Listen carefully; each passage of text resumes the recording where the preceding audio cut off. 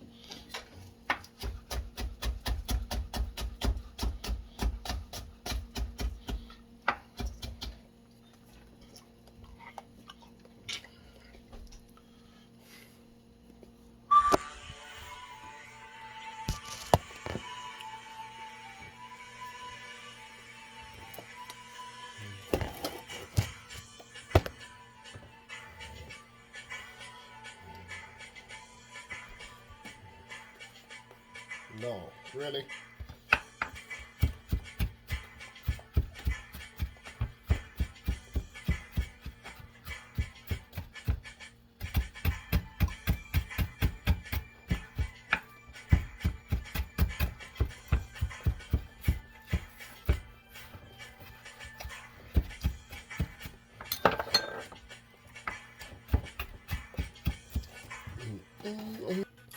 So right now we're gonna begin to add the ingredients to this hot oil.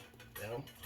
So I like to start first with, this is onion. We just added the onions and the lemongrass. Get out of there. And let's add some of this. Let's lower this heat. And we're gonna add some of this coriander. About a teaspoon. Cool off, cool off.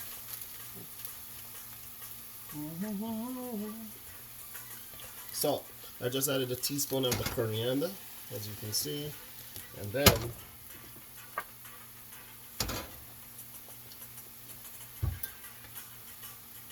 of course I'm adding my ginger, garlic. See, we're not getting too technical here because we know that a lot of my viewers haven't had actually formal culinary training, so we're not going to be using any technical, difficult culinary terms here. We're just going to keep it simple, okay? Oh man, this smells beautiful already. I'm going to go ahead and add this tomato. You just need one medium tomato for this, and coriander. I just had it like a teaspoon, and marjoram. We have a few stalks here, as you can see the amount. Right? Just like that. Right? That's our marjoram. Okay. Add me a little bit of pepper flakes, depending on how much pepper you can actually manage. So you know what you can withstand, so I'll just go ahead and use half a teaspoon of crushed pepper. That's what was found in my kitchen. You know? If you're using fresh pepper, that's always much better. And here, this is my half teaspoon of cumin. Alright.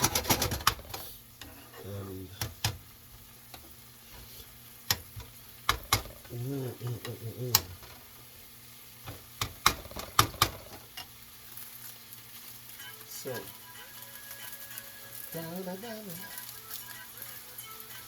there's one other important thing that we're going to add right now is a full teaspoon of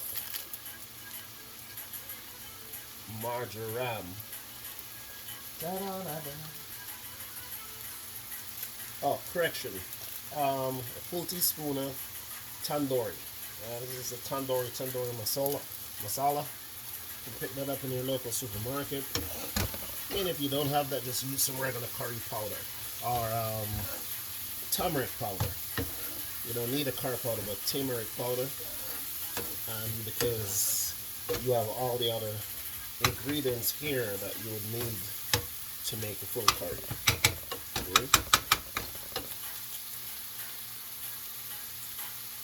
So yeah, oh man, that smell is just beautiful.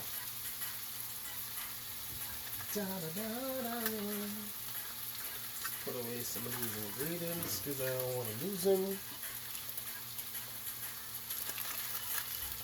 Yeah, my viewers told me I have a little belly thing here going on. Let me just put it in. No more belly, right? No. It ain't too much. I haven't exercised in a long time. Never been to the gym in my life. And yeah, I have some friends inviting me, but I don't know. I may try it one day. Alright, so there we are. That's what it looks like, right? Beautiful. And later we're gonna deglaze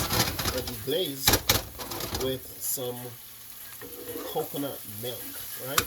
And hey, I forgot to tell you, this oil that I'm actually cooking in right now, these ingredients, you know what kind of oil this is? Of course, you guessed right, coconut oil, one of the best. You can use vegetable oil also, but I mean, remember that we're talking about healthier, right? So we want to use all the healthy ingredients that we can find. The healthier, the better. Okay, so salt. I'll just put a teaspoon of salt. You can add more to that if you please later. Make sure you keep a medium heat on this. I mean, if I was gonna do a straight curry chicken or seafood or whatever, then at this point I would actually just add my chicken pieces or seafood pieces to this, and then I would add my coconut milk, cover that, and let it, you know? Yeah, so first you then infuse the pieces. But since this is a vegetarian dish, we're gonna have to fully cook this curry first, and then we add it to our potato. You can also add some green peas. You can add chickpea, and it goes on. Even dal lentils, some yellow dal lentils.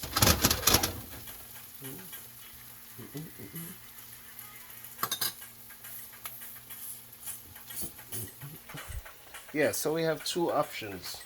We can continue like this. See how beautiful that is, right?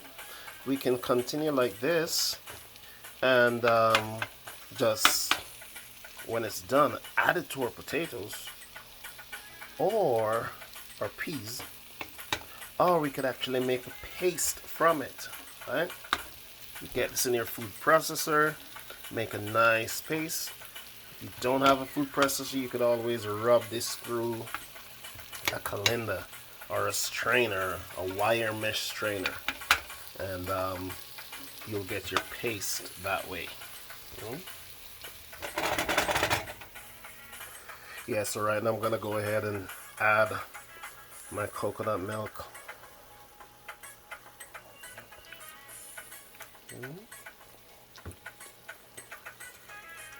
Da, da, da, da, da. Yeah, just to make sure that I get everything. And hey, let me give you this quick tip. So, here's my quick tip and secret suggestion is that you use all fresh ingredients, right? So, I would prefer if you use some fresh coconut in this than the ready-made canned stuff. And for me, the best coconut milk would be from a fresh coconut. You grate it, or you blend it, strain it, have your fresh coconut milk, or you could use the powdered package one, right? And then the can. Okay, so let's go take a quick look at our curry, see how it's doing. Oh man, my thing keeps falling down. How does it look? Good? This is just to hold my hair back in the kitchen, but what am I going to use for these? Man, it's a good thing that I don't have hair that just falls over and everything. But okay, let's go check that curry and see what it looks like. So there we are. See how beautiful our sauce is?